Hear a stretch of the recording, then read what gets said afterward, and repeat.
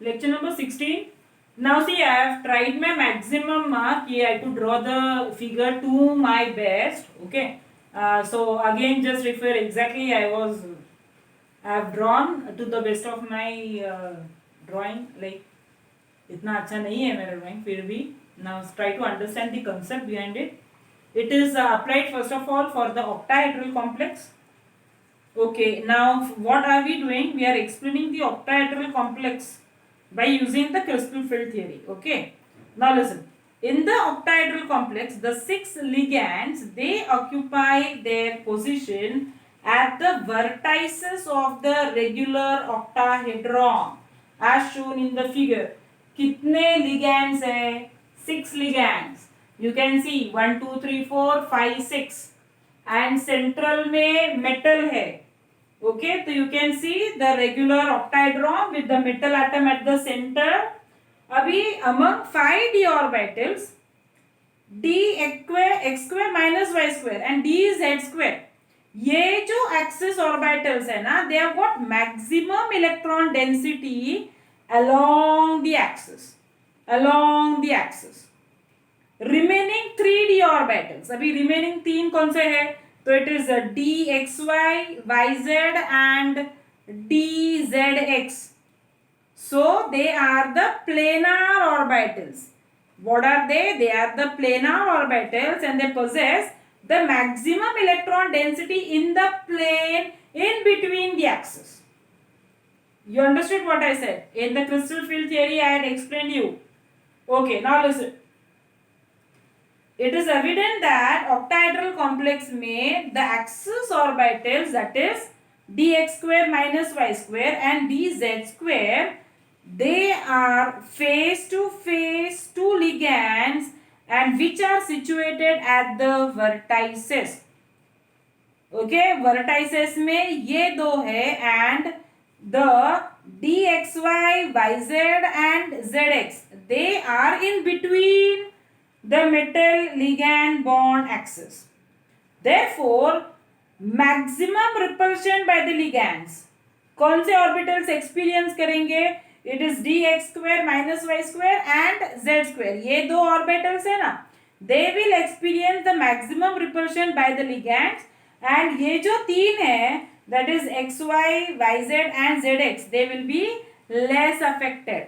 As a result, the energy of dx square minus y square and z square, they become much more greater. So you can see there at the top.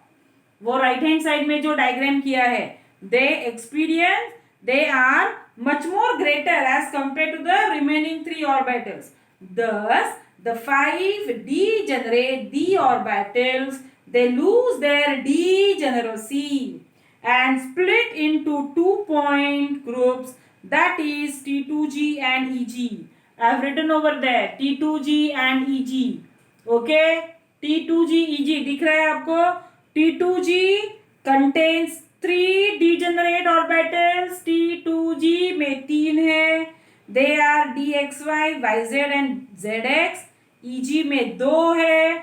That is dx square minus y square and z square. So that is about the diagram which I have shown on the right. Now, due to the face-to-face repulsion, the EG group of the orbitals, they possess the higher energy than that of the T2G orbital. The energy gap जो है, that is equal to delta 0, or I have written there, that is 10 dq.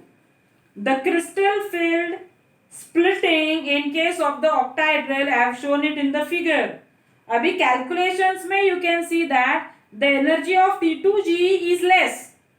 It is 0.4 delta 0, or you can say 4 dq as compared to the energy of the hypothetical degenerate d orbitals, while that of EG is more, it is 6 dq. And the calculations have also shown that each electron which enter into the T2G orbital stabilizes the complex by 0.4 delta 0, while each electron which enters the EG orbital destabilizes the complex by 6 dq. Total वो जो energy है ना, the total gain energy obtained by the filling of electrons in the d orbital, it gives the crystal field stabilization energy. Okay अभी delta zero, what is delta zero? वो बीच में जो distance है दोनों के बीच में, that is delta zero. Last lecture में I have shown you total that will be equal to what? 10 dq. It depends upon what? It depends on the strength of the ligand.